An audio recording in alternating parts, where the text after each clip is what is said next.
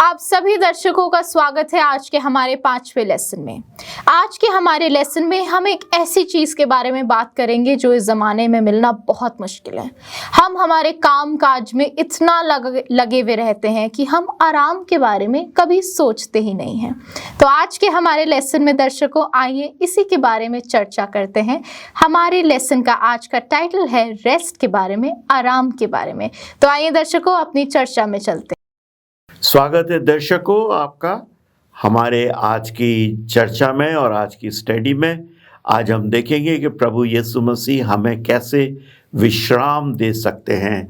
हम कौन से विश्राम का वो हमसे वायदा कर रहे हैं या प्रॉमिस कर रहे हैं। तो आइए अपनी चर्चा में चलते हैं। जसो आप अगर पढ़ेंगे जेनेसिस 15 बाब उसकी 13वीं आयत से। तब यहोवा ने अब्राम से कहा, यह निश्चय जान कि तेरे वंश पराये देश में परदेशी होकर रहेंगे और उस देश के लोग के दास हो जाएंगे और वे उनके 400 वर्ष तक दुख देखेंगे। फिर जिस देश के वे दास होंगे उसको मैं दंड दूंगा और उसके पश्चात मैं बड़ा धन वहां से निकाल कर ले आएंगे।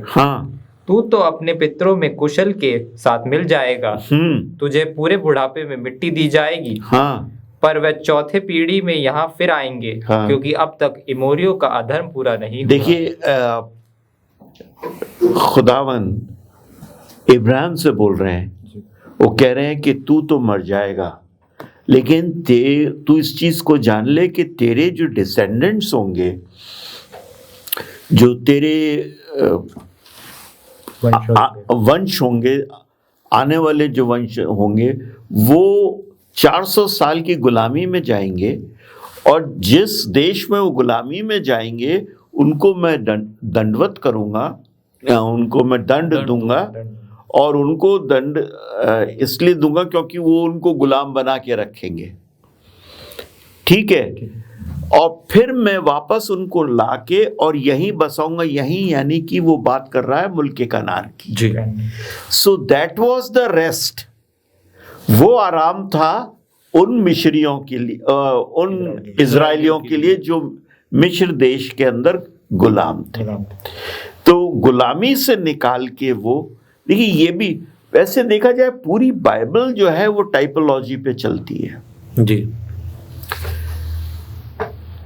मिस्र देश की गुलामी से प्रभु अपने लोगों को निकाल के कनान के आराम के अंदर लाया। आज हम लोगों को वो गुनाह की गुलामी में से निकाल के आसमानी कनान में, हेवनली केनन के अंदर आराम देने के लिए ले जा रहा है। वहां पर मूसा उनका लीडर था, यहाँ पर जीसस क्राइस्ट हमारा लीडर है। तो आप देख रहे हैं टाइपोलॉजी, वो टाइप था, एंटी टाइप में हम हैं, ठीक है कि नहीं। तो प्रभु किस आराम की बात कर रहा है, हम ये डिस्कस कर रहे हैं। तो ये आराम क्या है? क्या ये वाकई में सब्त का आराम है या ये आराम उससे भी आगे बढ़कर है? इसको हम आज डिस्कस कर रहे हैं। तो मैं चाहूँगा अगर आप पढ़ें तोलानी साहब, इब्रानियों 4 बाब 9वीं आयत। क्योंकि यदि यहोशू उन्हें विश्राम में प्रवेश करा लेता तो उसके बाद दूसरे दिन की चर्चा न होती। यहोशू उन्हें विश्राम में प्रवेश करा लेता, या लिखा है इंग्लिश में, There remains then the Sabbath rest for people of God।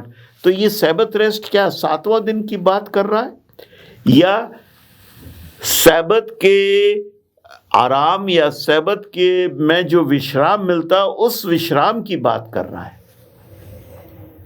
जी। भाई हम 6 दिन खूब काम करते हैं, 7वें दिन हम आराम करते हैं, कितना आनंदमय होता है। दुनियावी कोई चीज़ हमारे दिमाग पर नहीं होती, हमारे को कहीं भागा दौड़ नहीं करनी पड़ती, अपने रूटीन वर्क से हम बिल्कुल अलग हट जाते हैं, प्रभु से हम अपना तालमेल बैठाते हैं। ये तमाम वो आनंद उसकी बात कर रहा है या सब्त की बात कर रहा है, आराम की बात कर रहा है? ये जो हमको जो आनंद मिलता है जो सैबत में, जो आनंद मिलता है उसी की बात हो रही है। ये the pleasure that we drive out of keeping सैबत, वो उसकी बात हो रही है। आप पढ़ेंगे तोलानी साहब निर्गमन 20 की 11वीं आयत।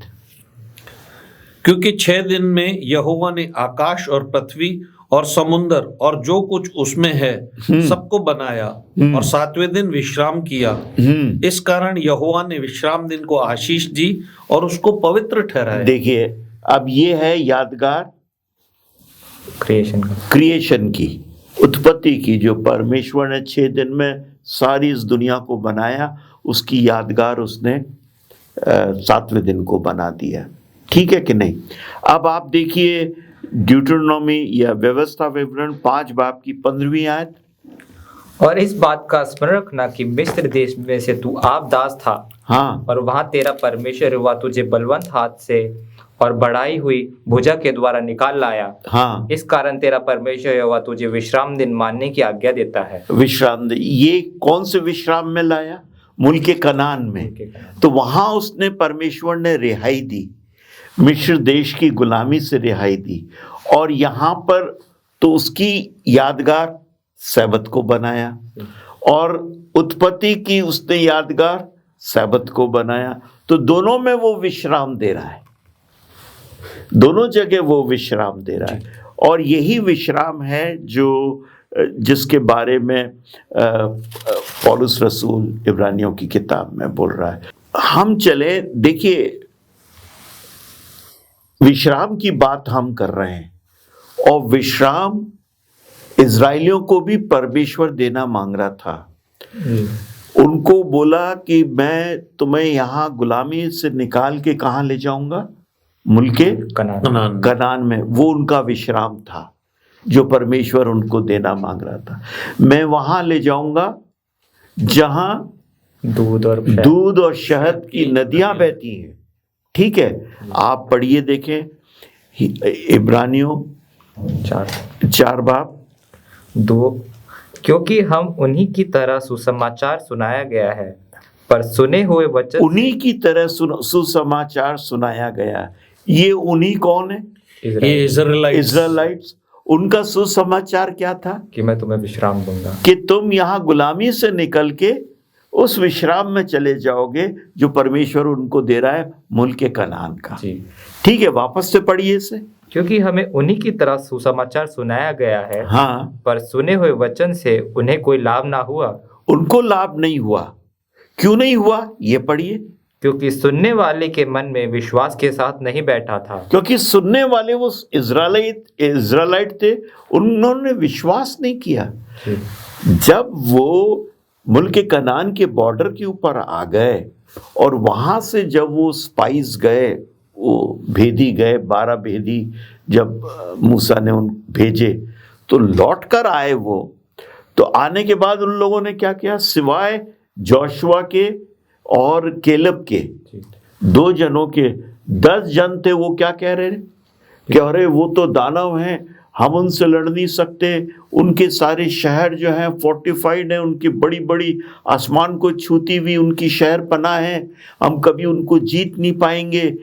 और ये 2 शख्स कह रहे हैं परमेश्वर हमें यहाँ तक लेकर आया है, वो आगे भी ले जाएगा, वो हमारे लिए लड़ेगा, हमें आगे बढ़ना चाहिए, हमें चलना चाहिए।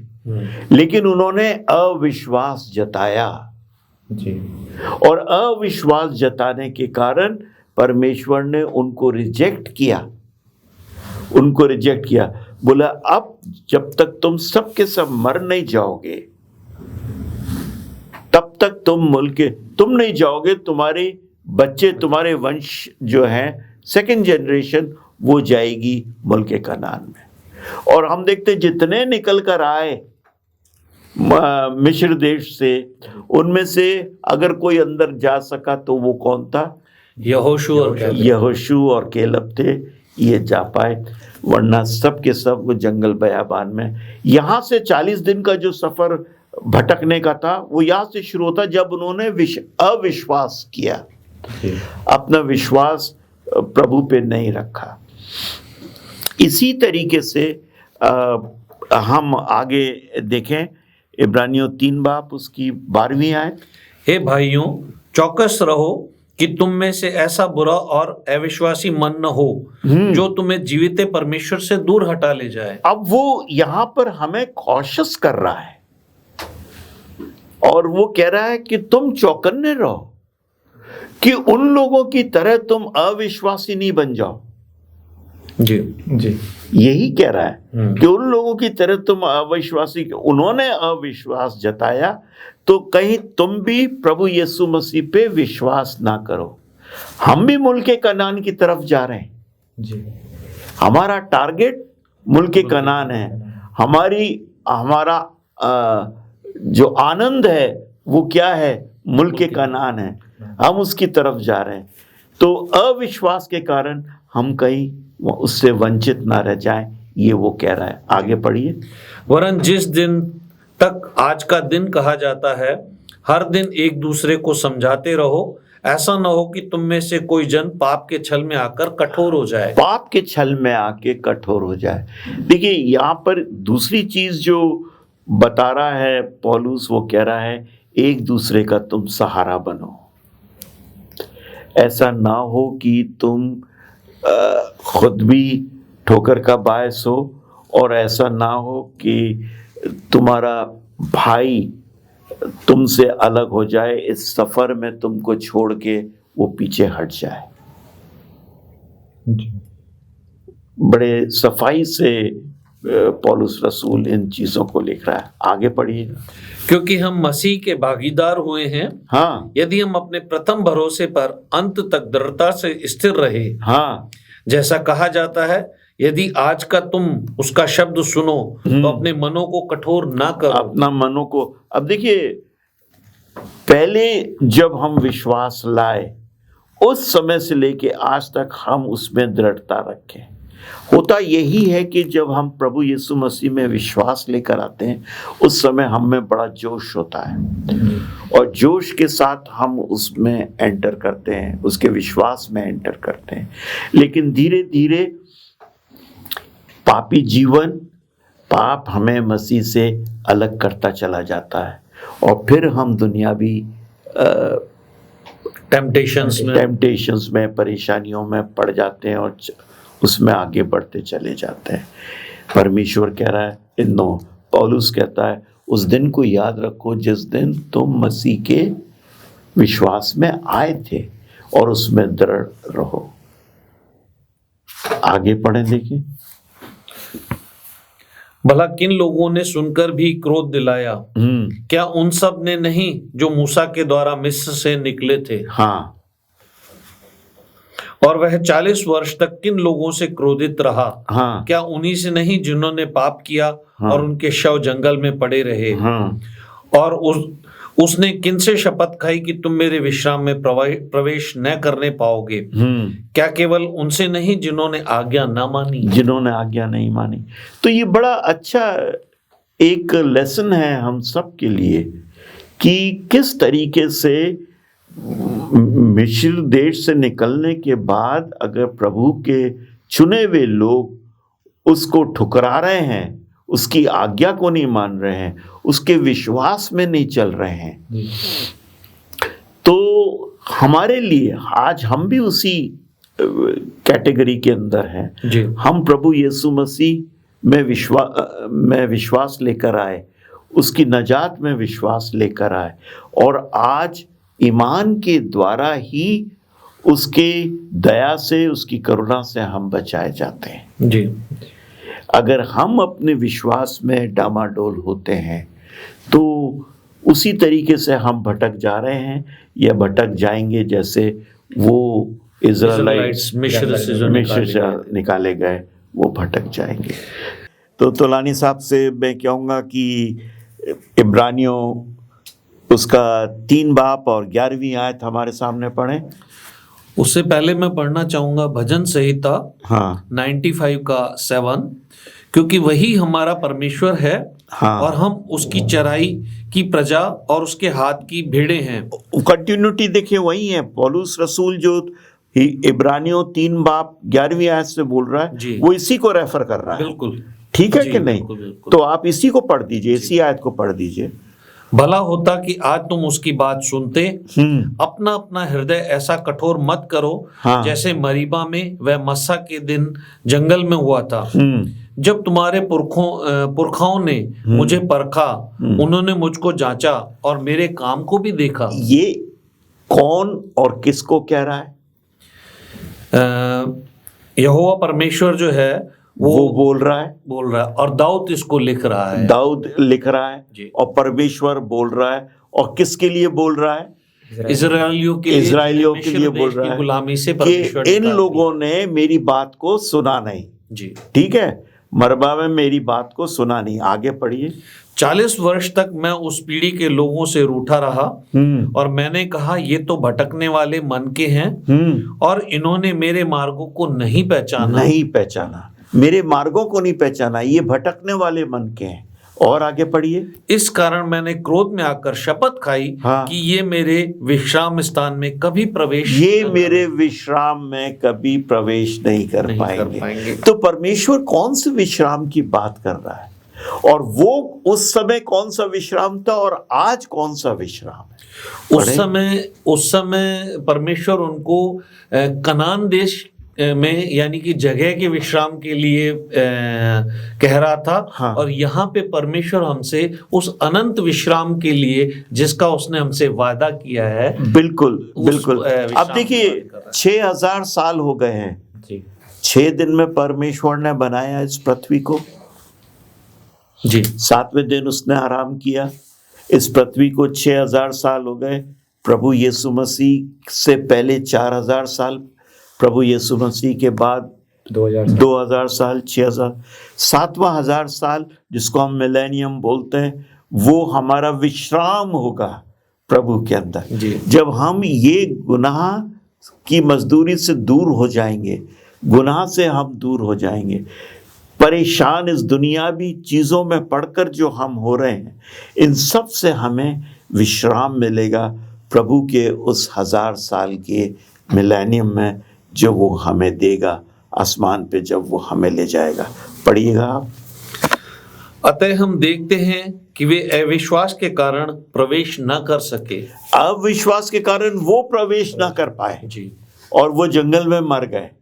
ऐसा ना हो कि अविश्वास के कारण हम उस मुल्क के कनान में प्रवेश ना कर पाए और इसी दुनिया के अंदर रह जाए। ठीक है कि नहीं? हम आपकी आयत देखें, इब्रानियों 4 बाब की 16वीं आयत। इसलिए आओ हम अनुग्रह के सिंहासन के निकट हिवाव बांध कर चले कि हम पर दया हो और वह अनुग्रह पाए जो आवश्यकता के समय हमारी सहायता करे। अनुग्रह के सिंहासन के पास वापस से पढ़िएगा।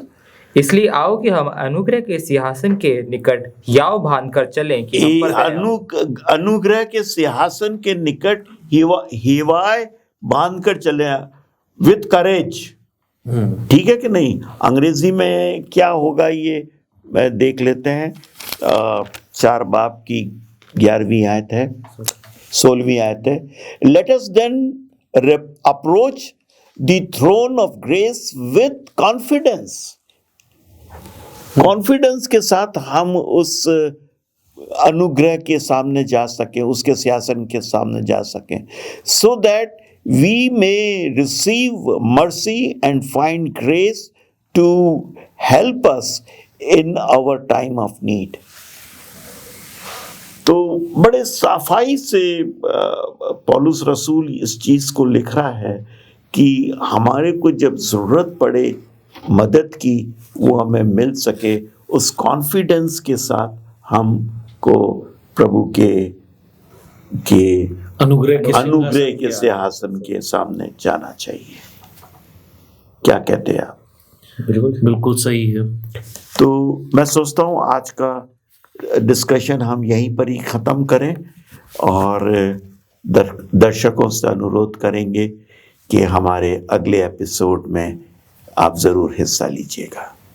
तो दर्शकों, आज की हमारी चर्चा में हमने देखा कि हमें असली आराम इतनी भाग दौड़ वाली जिंदगी में कौन दे सकता है। हमने देखा कि कैसे हमारी सैल्वेशन, हमारी नाजात का जो प्लान था यीशु मसीह ने पहले से कर रखा था। आइए हम उन इज़राइलियों की तरह स्टबर्न नहीं बने, पर अपना दिल उस परमेश्वर को दें जो हमें और हमारे साथ रहना मांगता है। तो आइए हम अपना दिल और अपना जो भी हमारे पास है उसको समर्पित करें, जो हमें असली आराम देना चाहता है। हम आपसे मिलेंगे हमारे 6वें लेसन में। आप हमारे साथ बने रहिए।